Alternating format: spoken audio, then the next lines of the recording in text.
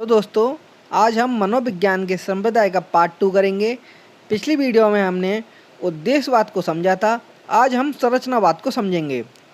यदि आप इस चैनल को पहली बार देख रहे हो तो लाइक, शेयर और सब्सक्राइब कर दीजिए।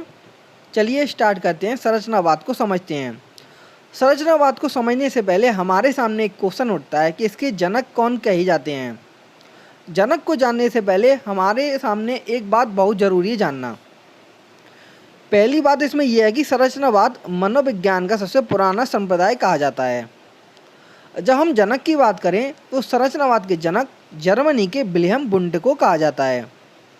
विलियम वुंट के द्वारा ही सन 1879 में इन्होंने जर्मनी के लिम्चिंग शहर में मनोविज्ञान की पहली प्रयोगशाला खोली। विलियम वुंट को संरचनावाद का जनक इसलिए कहा जाता है क्योंकि इन्होंने चेतना को एक संरचना बता दिया था। चेतना को संरचना बताने के बाद से ही इनका संप्रदाय संरचनावाद कहलाया जाने लगा। अब हम चेतना के बारे में समझें तो उन्होंने चेतना के बारे में ये कहा था कि चेतना का अध्ययन उन्होंने किया। उन्होंने ये कहा इसमें कि हमारे हर अनुभव का आधार हमारी चेतना है। इन्होंने चेतना के कार्य पर बल नहीं दिया।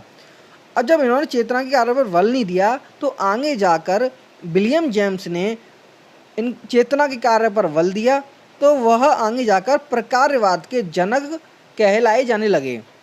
और इसी में विलियम जेम्स की एक पुस्तक है, प्रसिद्ध पुस्तक है जो एग्जाम में पूछी जाती है। उसका नाम है द प्रिंसिपल ऑफ साइकोलॉजी। हम विलियम वुंट के बारे में समझें। उन्होंने चेतना को एक संरचना बता दिया था। जब उन्होंने चेतना को एक संरचना बता दिया था तो उन्होंने उसके 3 अंग बताए थे। उन्होंने पहला अंग बताया था संवेदना या प्रत्यक्षीकरण, दूसरा उन्होंने बताया था भाव, तीसरा उन्होंने बताया था प्रतिमा।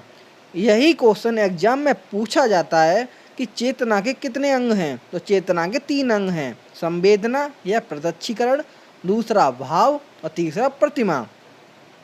जब इनकी विधि में चेतना दिखाई नहीं पड़ती है तो इस विधि को अंतदर्शन विधि कहा जाता है।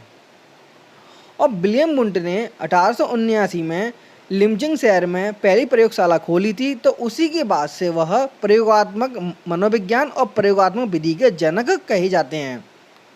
तो आज मेरे द्वारा आपको संरचनावाद को बताया गया है और संरचनावाद के जितने ही मैंने आपको कॉन्सेप्ट बताए हैं, आप इन सभी कॉन्सेप्ट को कॉपी पर नोट कर लीजिए, जिससे एग्जाम में इसमें से कुछ भी क्वेश्चन आए तो आप उसको सही करके आ सकें। और यदि आपको ये वीडियो अच्छी लगी हो तो प्लीज़ लाइक, शेयर और सब्सक्राइब करें। And thank you.